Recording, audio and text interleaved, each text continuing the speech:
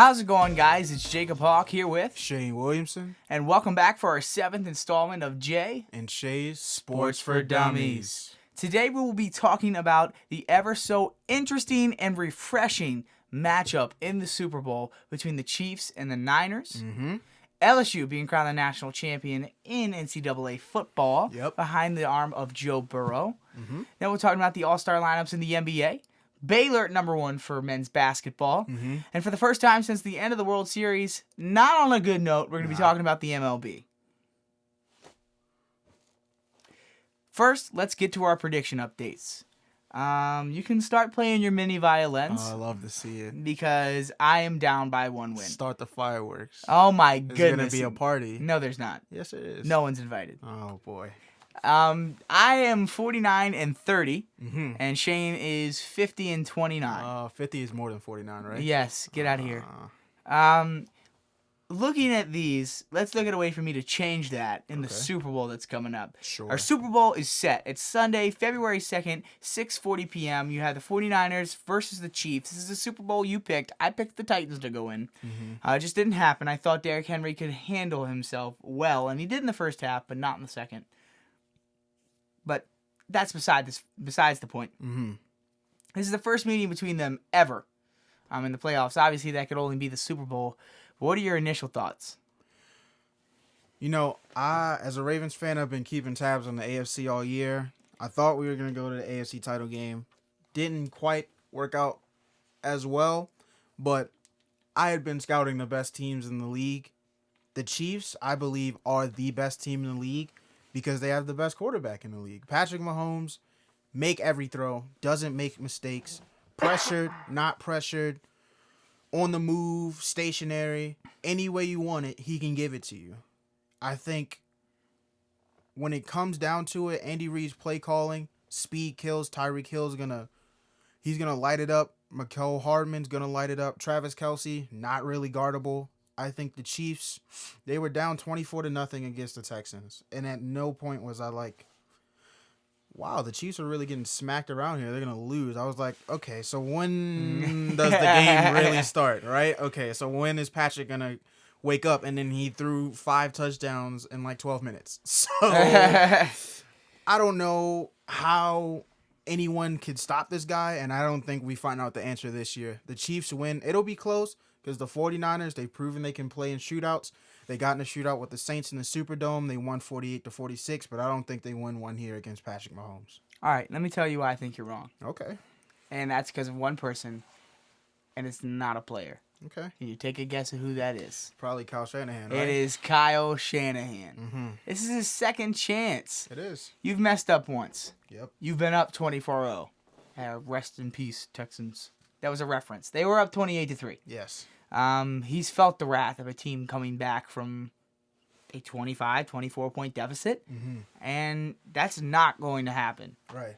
This 49ers team has put leads on to a plethora of talent this year and dominated. Sure. I don't think they do that, but I think they can handle themselves defensively against the Chiefs and somewhat try to contain Patrick Mahomes. Sure. And move forward and get points with Raheem Mostert and George Kittle and Emmanuel Sanders. Their team is loaded with offensive talent that people don't talk about, and their defensive front is ridiculous. Sure. So I just don't see them getting stopped. That's why I'm picking the 49ers. I don't see them losing. This is a very solid game, and it's going to be a solid performance by Kyle Shanahan and the Super Bowl winning San Francisco 49ers. I must say, it feels real nice to not have the Patriots here. Yes. I mean, praise. Praise to whoever you praise out there. We don't discriminate. Thank you. We thank everybody. I appreciate it, whoever you are. Yes. And, wow. Just not New England. I'm happy. It's more like stress relief. It's like therapy. Yeah, it's been a long time coming. It's a therapeutic Super Bowl. We're finally getting our rehabilitation. Next, what do we think is going to play out in the game? Who's going to be a star and why? And let me tell you what, Nick Bosa is going to be a star in this game. Richard Sherman, it's hard for me to dedicate myself to him. Sure. because of what happened in the last game. Mm-hmm. He always gets caught slipping with this team, but this defense is so good that nobody really notices it. I'm not saying he's not a good corner, but I'm not saying that he's the best lockdown corner you're going to have to deal with in the NFL. I don't think the 49ers have a straight up and down lockdown corner. And that's going to be a problem because Richard Sherman can handle those big guys. He can handle an A.J. Green. He can handle DK Metcalf. He can handle those type of players. But his biggest weakness is what? Speed. And he has to deal with who? Tyreek Hill. And? Mecole Hardman. Exactly. This is going to be a rough outing, and I'd like to see how the secondary reacts because I think this defensive line can get there. Sure. But it's if they have time to get there. I think the screen is going to play a huge factor in this game for the Chiefs, and for that reason being getting out in open space and making their secondary tackle. Yeah. Because once the ball is caught in the 49ers secondary, not a lot of tackling happens. And you saw what happens when Patrick Mahomes by himself or Tyreek Hill or Mecole Hardman get out in space. They are hard to tackle. What are some important things that you see playing out in this game? Yeah, I think it would be really cliche for me to sit here and say, Patrick Mahomes. Duh. You need you need the reigning MVP to play like the reigning MVP. I will say how he moves in the pocket is real important because it will break down on him at times. Can he navigate it by himself just enough time to get some throws off? That's one. I think Tyrann Mathieu is huge for the Chiefs this game. He's been awesome in the playoffs thus far. Not a lot of counting stats, but he's doing a little bit of everything. He's been great in coverage. He's been great coming up to the line of scrimmage, blitzing, tackling, and run support. I think they need another big game out of him to help contain the 49ers super fast running backs, especially Raheem Mostert, who scored 4 touchdowns against the Packers. Who else? I think the Niners defensive front. I think defensive lines, even the most dominant ones, need a good secondary. Yeah. So I really do think the 49ers safeties will be under pressure today because Andy Reid loves getting Tyreek Hill in the slot on a safety or getting Mecole Hardman in the slot on a safety. Andy Reid, period, has always had solid receivers that he has forced safeties and cornerbacks to deal with. Terrell Owens, he's had Tyreek Hill, he's had now Mecole Hardman that's looking like a young stud. Yeah, so I think if the Niners safeties can't deal with being on an island with the receivers, really going to have a tough time with Travis Kelce, who if you get your hands off of, you're just going to bounce off him like the Juggernaut from X-Men. So the safeties will be a huge part of this game. And lastly, the kicking game. It'll be the Chiefs defense and the 49ers defense both excel at one thing, which is when they are giving up kind of a long drive, they can bog down in their own territory and just stop and force a kick. Will Harrison Butker, will Robbie Gould come through in the clutch when they need you to make kicks in this game? What people seem not to understand is that in the clutch means the first quarter. Yeah, absolutely. And no one gets that. And somebody says to me, we would have won if you would have made this in the first quarter. Kickers always have to be clutch. You miss that kick, that could be the ball game. Yeah, every kick in the Super Bowl is clutch. I'm not just every kick in any football game. Yeah. Every kick in the football game is important. Even the extra point, and we've seen that play out this year. That's why they moved it 33 yards. It's just Robbie Gould, Harrison Butker, do not mess up, or you will be the butt of every single joke for an entire offseason. If you don't believe me, ask Cody Parkey, ask Dan Bailey. Not Dan Bailey. I'm thinking about the current Blair Walsh. Excuse me. Sorry, Dan Bailey. I didn't mean to besmudge your name. You're actually doing a pretty good job down there in Minnesota. For the first time in a long time, they have a good kicker. Yeah, and then the Cowboys. Wow, looks like you made the right decision with Brett Maher, right? But now they're dealing with Kai Forbath, and that's a whole different story. But guess where they are? They're sitting on that lazy boy, relaxing in their pajamas, watching this game. And these are teams that are on the couch. Let's give you an update from these teams.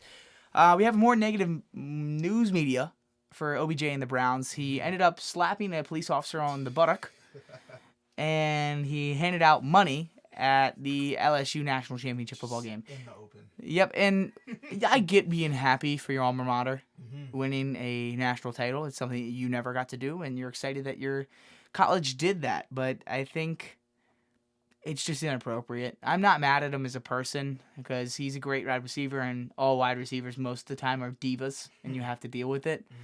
But it's just not the right place or setting, or it's just not a good time. He timed them so poorly, and there's never a good time to slap a law enforcement officer on the butt. So it's just a bad look. It's just bad media.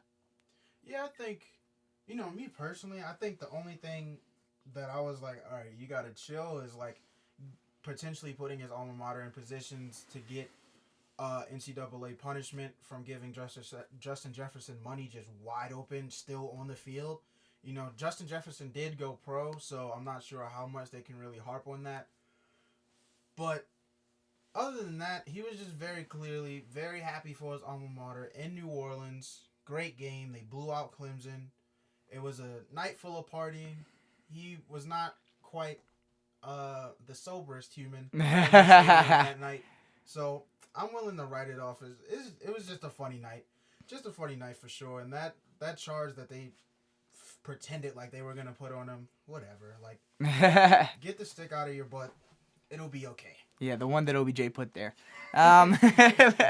Let's look at the retirement roundup in the NFL. We have Luke Kuechly retiring from the Carolina Panthers. I know that happened a little bit ago. Then we have Eli Manning, which is current, just retiring from the New York Giants. And then we have Antonio Gates retiring from the Chargers as the tight end with the most touchdowns in the history for the position. So what are your opinions, let's just say, on Eli Manning?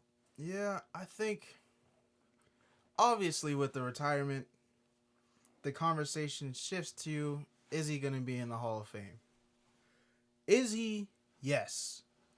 Is he going to be first ballot? Probably. Do I agree with that? Not really. He ended his career dead 500 in the regular season, 117 and 117. He led the league in interceptions before. He threw 23 interceptions in one season.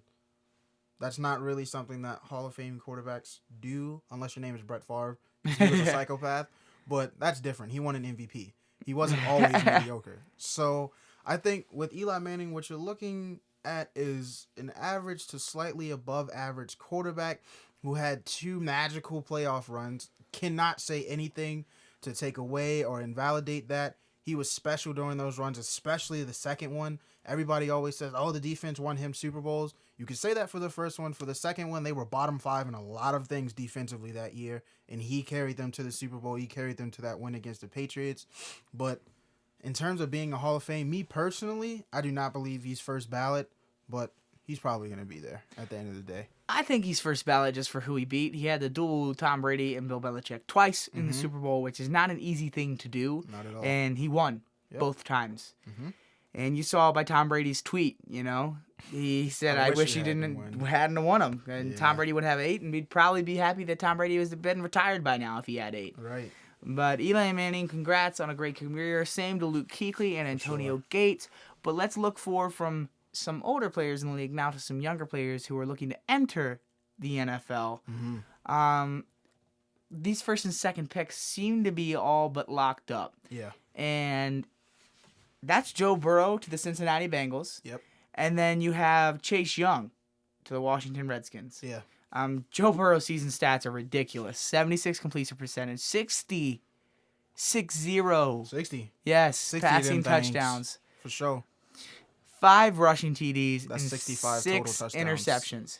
65 total touchdowns in 15 games. Yep. That's ridiculous. And his touchdown to interception ratio, 10-1. That's ridiculous. It is. That is something that you can't overlook if you're the Bengals. If they don't draft him, I don't know what I'm going to do. I will laugh for the rest of my life. As Shayne would say, he'd cut his right hand off. I would cut my right hand off if we don't draft Joe Burrow. Good thing Josh Allen did not beat Deshaun Watson. I was right. I get to keep my hand. Now let's look at Chase Young's stats. 46 tackles, 21 of those for loss, so almost half of his tackles went for a loss. And he had 16 and a half sacks while facing double and triple teams regularly all year long. He is a freak. He will be the 3rd straight defensive end for Ohio State to be drafted in the top 5, following Joey Bosa and Nick Bosa. just a long lineage of just dominant edge rushers out of Columbus. Washington, please. I know you don't do a lot of things right. You really don't. You fired Bruce Allen. That was your first good step. Your second good step, draft Chase Young, terrorize Dak Prescott and Carson Wentz for the rest of their careers. One thing that scares me about Chase Young is his ability to show up for the big game. Sure. And a lot of his sacks this year came against no-name teams. And you look at their playoff game against Clemson, you didn't really say his name a lot. You didn't have to. And his ability to pressure the quarterback was there a little bit. But, like, when they had to play and get up for a huge game, you only had to say his name maybe once or twice. And you may say that's good, but if you were going to be dominant in the NFL and as strong as everybody says you're going to be, I think you're going to severely underwhelm people during your first year when you have to have a learning curve. It is a vastly different game. You go from a blocker who is 320 and all he eats is junk food for this college, or he's got a nutritional plan but doesn't really follow it, and he's just there. Right. To, all right, this is Travis Frederick. I got to get around you. Sure. All right, you end up playing the Colts somehow. This is Quentin Nelson. I've got to get around you. Sure.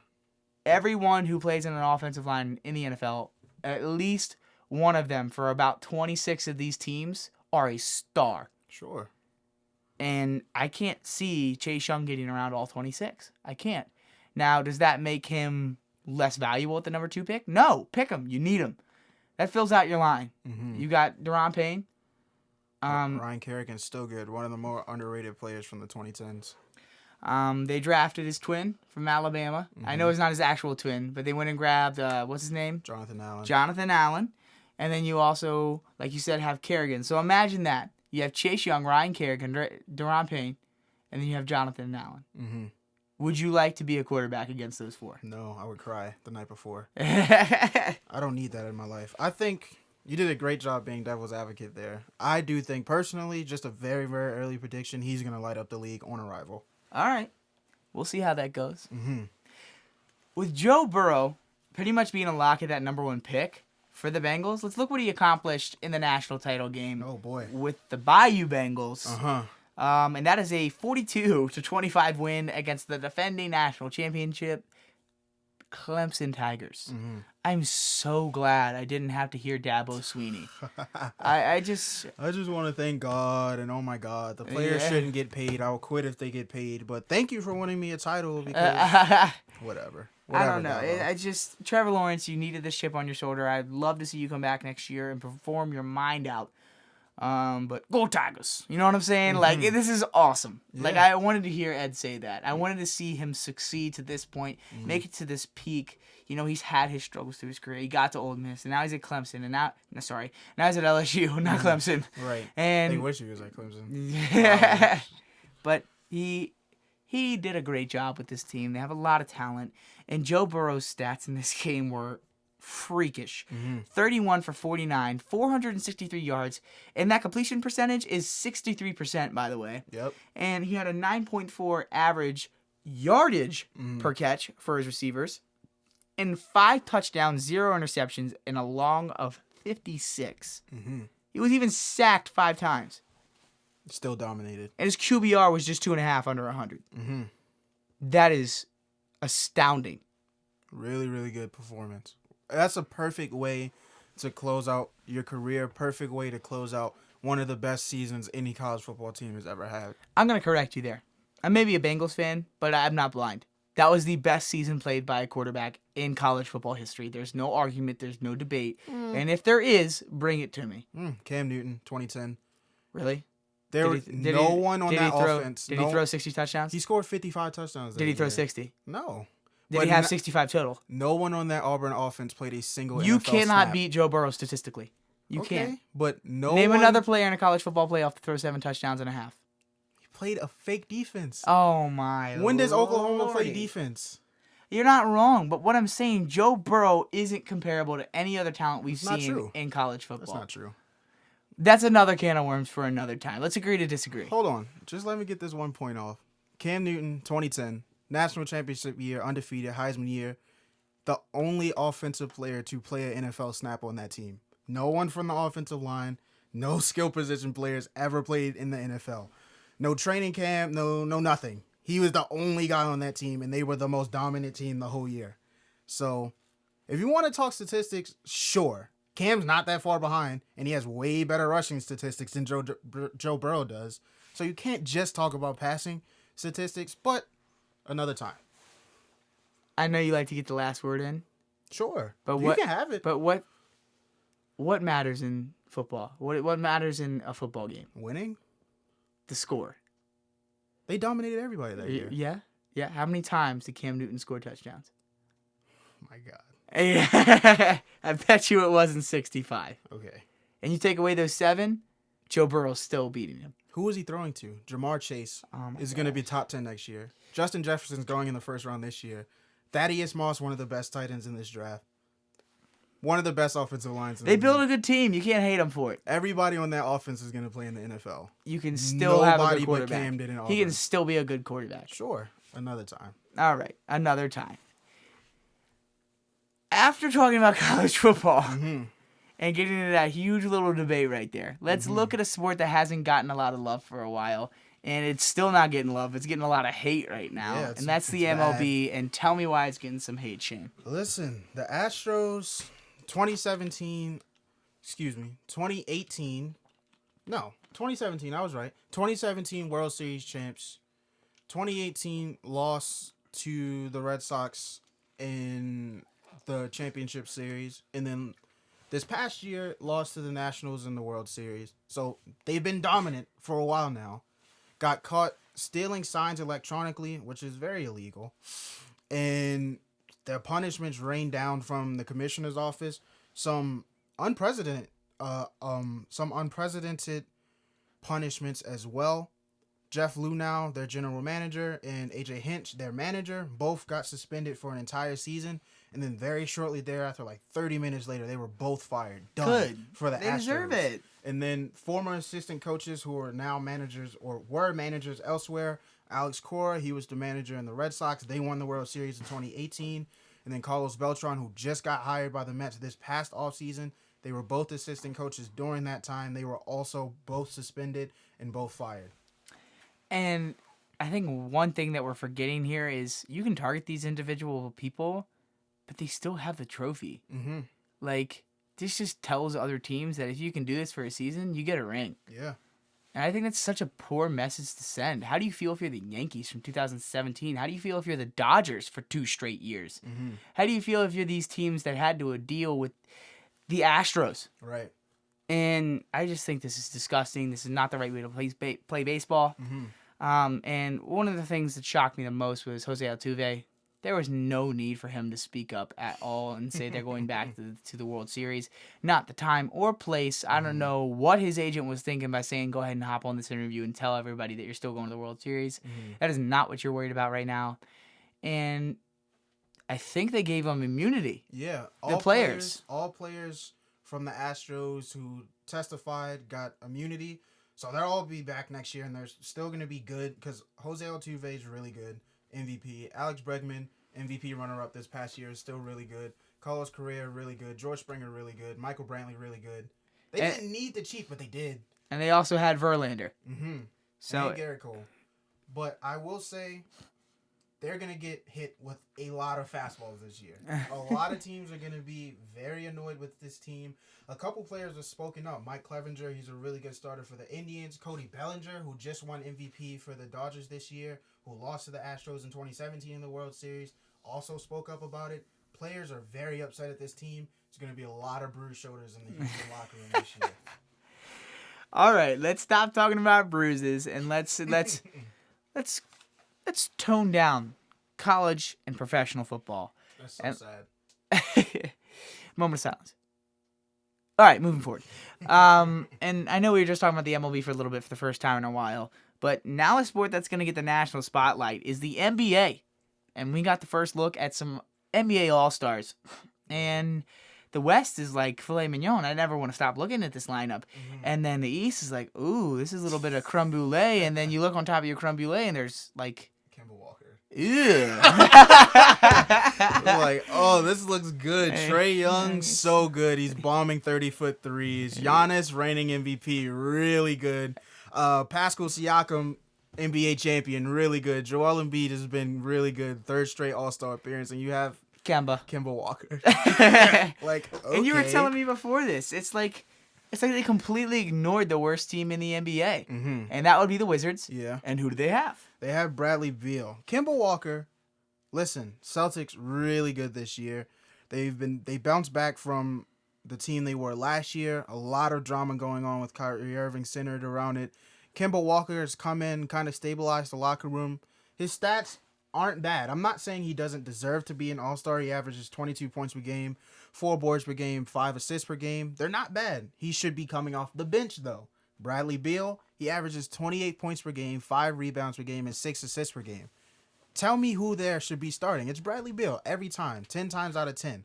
But just because the Celtics happen to be better than the Wizards, Kemba Walker will be starting. It is not Bradley Beal's fault that he has to play with broken hip Isaiah Thomas instead of Jason Tatum and Jaylen Brown. So that was my one gripe out of both of the teams. And in the West, James Harden's starting alongside Luka Doncic, LeBron James, Kawhi Leonard, and Anthony Davis. And LeBron James and Giannis will be the captains drafting both all-star teams. So it'll be fun, but Bradley Beal should have been starting for sure. Yeah. And it's like we're not paying attention to better players. Exactly. You're looking at record. You're looking at marketability. It's the all-star game. Yeah. It's like, all right, who's going to put a better face on this?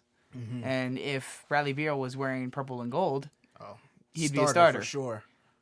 You know? Actually, we don't know because it's the West. Mm-hmm. If he was wearing green and black, like if he was a Buck, he'd be a starter. Yeah, for sure. Sorry, if he was on the Lakers, I don't think he'd start over James Harden and Luka Doncic. Mm-hmm. Not this year. But now let's look at some players who didn't make the All-Star team, but who are coming back. Woo.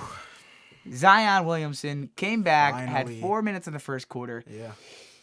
Kind of underwhelmed me a little bit. I was looking at my phone, and I was like, oh my gosh, give him a chance to play, I finally given up, and then, Bleacher Report. I was like, what? 17 points in 3 minutes stretch in the fourth quarter, and he only played 18 minutes, and he had 22 points. That was ridiculous. It was. That is a star in the making, and I forget which announcer that it was, but on that first basket was a little tip-in layup. Yeah. You are witnessing history. Yes. History was witnessed. Mm-hmm. Now that's the past. Move forward. Keep creating history. Yeah. This was the most exciting thing about this is that this is the most muted Zion performance we will probably ever see. Because he literally did not dunk all game. And that's like his thing. That's why he's as famous as he is. But he still had New Orleans in the palm of his hand off of 4 threes. He went 4 for 4 from 3 in a 3-minute stretch, scored 17 points. I'm very excited for him to start getting more minutes, getting more touches, getting more comfortable with his teammates so he can really start showing out and hopefully get some posters on his resume. And it's glad to see players who are injured come back. Mm-hmm. And speaking on that topic, Pacers. Yeah. You get your boy back. Victor, they need him. He's hopping out of the recording studio and he's hopping back on the hardwood. Yeah. All right? And that's Victor Oladipo. Mm-hmm. He's coming back on the 29th. Make sure you tune in and hopefully he drops a 90-piece. Tell me why you like him. Tell me why you like him. The Pacers really good. They're currently the 5th seed right now. They just lost Malcolm Brogdon, so Victor Oladipo is really needed right now. And he led them to the playoffs just 2 years ago, and he went to 7 games with LeBron James in the first round. Some people forget that, but he pushed them to the brink that year, and that team went to the finals. So Victor coming back, he won't be quite 100%, 37 minutes per game from the rip, but as he starts to get more comfortable, the Pacers have another element alongside TJ Warren and Jeremy Lamb who can get buckets on the perimeter, and I think this Pacers team becomes a little bit more dangerous come playoff time. Yep, and now moving forward from these players coming back, I feel like every single time we talk about Kyrie Irving, it feels like an episode of Dr. Phil. It's like, we haven't talked about him yet, but like, me and you personally have. Last year with the Celtics, it was Very just messy. ridiculous. Like, this guy is a walking head case right now, and he's got to figure it out. There's certain people that I'm okay with calling out their teammates. LeBron, Kawhi, Giannis. Just to name a few. That's probably it, actually. James Harden, probably. That's it. Russ. And Those guys are solidified, probably Hall of Famers. Mm-hmm. I don't think Kyrie Irving's a Hall of Famer yet. He's got to do more. Yeah. He's got to be more consistent. Mm-hmm. And going for 6 for 21 in a loss and then calling out your teammates? Yeah. Really? That was wild. Really? Yeah. Really? He in this post-game conference in Philadelphia, he comes out and says, "Hey, this team really isn't that great. We have me, KD, who is hurt and out for the year, Spencer Dinwiddie, Karis LeVert, and DeAndre Jordan, who's his best friend and is like bad now. Like, we're the only good players on this team. We really need other players on this team." What are you talking about? How can you've been gone for like 3-4 weeks, and they held serve with you in there, and then you come back and you immediately throw literally over half of the roster under the bus. You say 6 of us are good. And he didn't even mention Jared Allen, from what I understand. And he starts. Yes. Over DeAndre Jordan, his best friend, who is now bad. So I don't get it, because since he said, oh, the Nets need more pieces, he shot 19 for 53. That's 36%, and he's only averaged 17 points per game in the games they played since he said this. So if your team needs more pieces, how about you step up and lead your team like the superstar you claim to be? Reach. I feel like I'm in church right now. Listen, back up your talk. You need more pieces. Step up and elevate the pieces you have. Start there. Next year, you'll get KD. Worry about the pieces then. Right now, work with what you got. Yep. And that's what you should do. That's what LeBron did. Mm-hmm. That's what James Harden did. Like, that's what a lot of these players did. Let's stop talking about the NBA for a second, and let's move on to its future, and that's NCAA basketball. It's rough. And can you I love hearing you say this.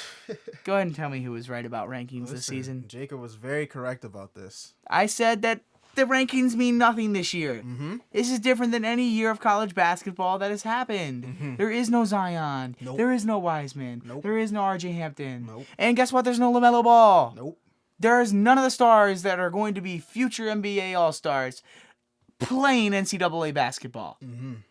Therefore, well, yeah, for the most part. There's a couple respectable names in there that could be NBA All-Stars in the future. But it's just, those star-studded names aren't playing. Yeah, far less than ever before. Yes. In recent memory, for sure. Yeah, and what blows my mind is that people really thought this was going to be a year dominated by one team. Nah. And one team can't even hold the top spot, period. Definitely not. And we have new teams that are coming into this. It feels like a segment at this point in top 5 struggles. If you're a top 5 team, you better hold on to that, because you're probably going to lose to, like, Peppercorn. Right. Like Peppercorn, that's hilarious. I don't even know if that's a university. Close. You might as well. Listen. Like, I'm not surprised if I see on my phone pop up tomorrow, Duke loses to cranberry sauce. Like, it's just, none of these teams can hold a lead. It's just ridiculous. And come tournament time, who's going to have those number 1 spots? I couldn't tell you. A previously undefeated Auburn team lost to Alabama. That's and this isn't football. It's not football. It's bad. It's bad out here. And then Butler falls to Miles Powell and Seton Hall. Yeah. And it's just, they were at home. Yes. And it was 78-70. And then you had Duke, who lost to Clemson. Mm-hmm. And if you look at Clemson's clip, they've beaten NC State, North Carolina, and Duke in a 10-day stretch. Just ran through North Carolina. The whole state. I feel like I just went through a wacky house saying all of that. Yeah. It didn't feel right. Yeah, it doesn't. It's just... NCAA is very unpredictable. Like, our number 1 now, I feel like they just pulled what the NCAA... Excuse me. I just feel like that's just what they pulled, the NCAA did with football, is they put Ohio State as number 1 for a couple weeks. Right. Like, here's a Werther's original. Let me chuck it to you. Right. All right, give me that back. Let's put LSU back. Yeah, let's do something different. Let's keep this tasteful. And they Because put we Baylor felt at like number it. 1, and Gonzaga did not lose. Nope. And it's not like they won by a close margin. Mm-hmm. They received more AP poll spots, like the votes, than Gonzaga. Mm-hmm. It's just, what was it, 31-30? Yeah, it was 31-30 last week, and then Gonzaga was still number 1 despite having less votes. And then this week they were actually like, it makes sense that the team who gets more votes is actually number 1. So now Baylor is number 1 a week after they probably should have been, after they were just they just got more I think votes. it's about who's more marketable. Mm-hmm. It is ironic to me that they're worried about who's more marketable and won't let their players be marketed. Right. It's ridiculous. It is ridiculous. It's hypocrisy to a T. Mm-hmm. Next, we have San Diego State, Yeah. a team that you never thought we'd be talking about on this podcast. They're the only undefeated team left. Mm-hmm. They're the only consistent team in the country, and it's the defense, man. This whole college basketball season, if I had one word to describe the entire season, it would be bricks, right? Because everyone is throwing up is bricks. Bricks from three, bricks from mid-range, bricks in the paint. It's just bricks. No one can shoot well. And when you have all the teams that already don't shoot well, and then you have the San Diego State team who is a boa constrictor on defense, you have a recipe to, hey, this team isn't really going to lose. And they shoot efficiently enough to where they shut you down on defense, and they're not boring like Virginia. They try to score, and they try to play effective defense. They try to take defense and turn it into offense, unlike Virginia. So I think come tournament time, I'm not going to make a prediction right now. I'm going to struggle to make a prediction in March. But I think this San Diego State team, who's still undefeated in the Mountain West, they're in the Mountain West, so they have a chance to at least finish with like 1 or 2 losses, if not finish the regular season undefeated. Because of their defense, I think come tournament time, they're going to make a lot of teams look silly. Yeah, I think a bunch of these teams we're talking about have a lot of talent. Mm-hmm.